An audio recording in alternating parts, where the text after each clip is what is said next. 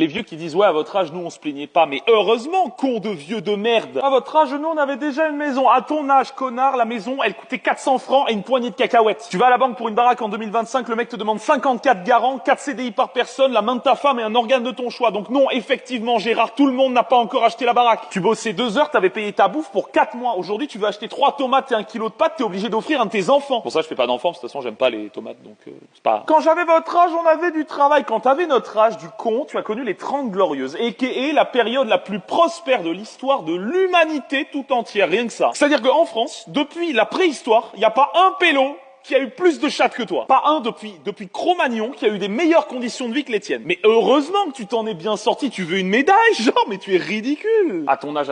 Moi, à leur âge, je savais prendre un rond-point sans m'arrêter au céder le passage alors qu'il y a personne. J'ai envie de les encastrer quand ça arrive. Qu'est-ce que t'attends? Tu vas laisser passer qui? C'est un céder le passage, il n'y a personne, tu passes.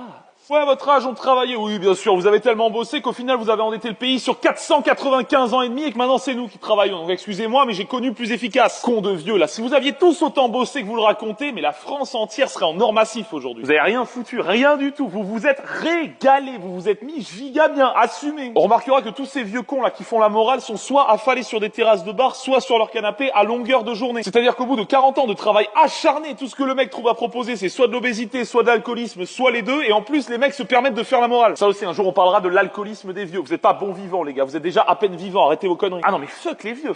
C'est pas bien ce que je vais dire, mais l'alerte canicule, mais vivement. Chaque année, on l'attend, mais avec grand plaisir. Venez, on arrête de tous se détester entre nous et on s'entend juste pour tous détester les vieux à la place.